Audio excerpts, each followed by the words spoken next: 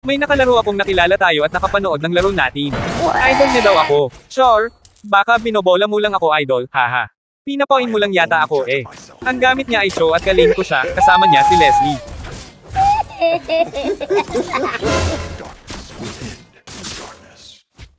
Kaya pala matapang itong si Leslie kasi kasama si Bruce Lee. Wala kayong nakita diba? E-edit ko pa yon. Grabe naman ito si Idol, kinakat yung mga minions ko. Ang galing siguro ito magmaneho.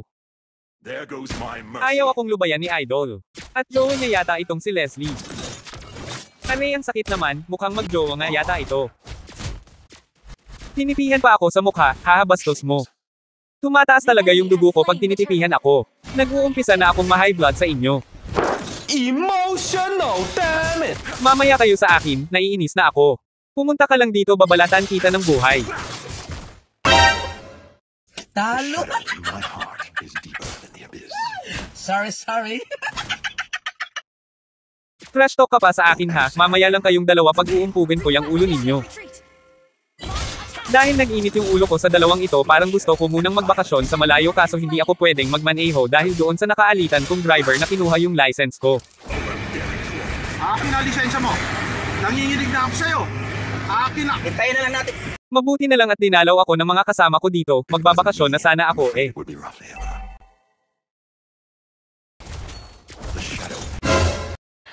Sana all. Nakaka-touch naman ito si Idol, sana all.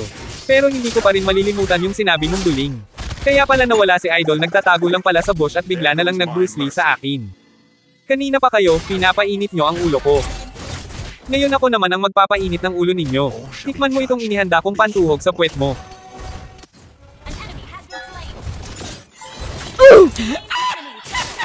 Ano masarap ba, Idol, ang matuhog sa puwet? Meron pa yan, pati ang kasama mo lahat idadamay ko yan mamaya bilang bayad sa pang-asar mo sa akin.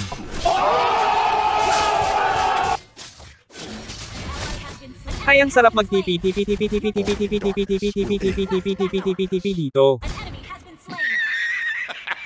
Ano, Idol, saan ka na? Aba, sumasagot ka pa.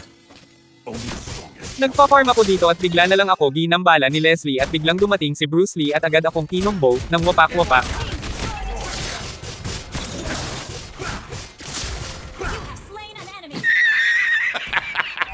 Run, Idol, run. Hanggat may lupa, tumakbo ka hanggang presidente. What? Sabi ni Idol, my turn, wow, katakot naman. At hindi naman nagpatalo si Bruce Lee, gumanti agad sa akin at binigyan din ako agad, wow. Ikaw, Leslie, kanina ka pa, nakukulitin na ako sa iyo, magpahinga ka muna. Sumusobra ka na, Leslie, deserve mo yan ang mapalo sa puwet. Ah, you're teasing me! Naughty. Tumahimik ka dyan, baka ikaw yung next na paluin ko dyan eh. Kulang pa yung bayad sa ginawa mong pang-asar na ginawa mo sa akin, Bruce Lee, kaya uubusin ko itong mga alaga mong hayop dito sa tabi-tabi. Kaya lahat kayo tumabi. Do me a favor, please. Get out of here. Get out of here, man. Shit, I'm saying. Pati kayo magpahinga na rin kayong dalawa. Ituro nyo kung saan yung kasama nyong si Bruce Lee kung ayaw nyo mapalo din sa puwet. Ayaw nyo magsabi ha, edi okay. Gisingin nyo na lang yung dalawang kasama nyo na natutulog doon sa damuhan, Bruce Lee.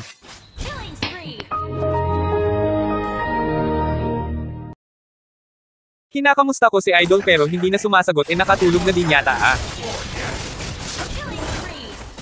Sinaliksik ko na lahat ng bawat sulok ng mundo at kanto pero hindi ko makikita si Idol, baka nagbakasyon na yata sa ibang planeta. Birthday na yun, Tay. Birthday mo. Pinadala ko ka ng pera. Oh. Ang unggoy. Minom na to. Kaya pala hindi ko nakikita si Idol, ayun nagpatulpo pala kasi daw pinatay ko lahat ng mga alaga niyang hayop. Yulul ka talaga, Idol. Ba't ka pa nagsumbong kay Tulfo, ikaw naman ang nauna, binubuli mo ako kanina, may duling-duling ka pa nalalaman, ngayon duling pa ba? Yan, pwede ka na magpatulfo, Idol, for physical injury.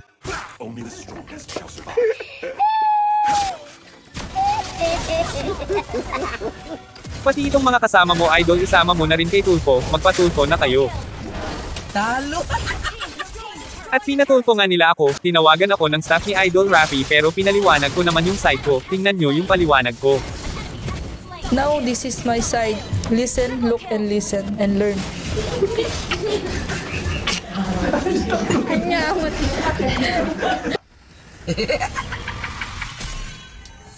Talo! Ay.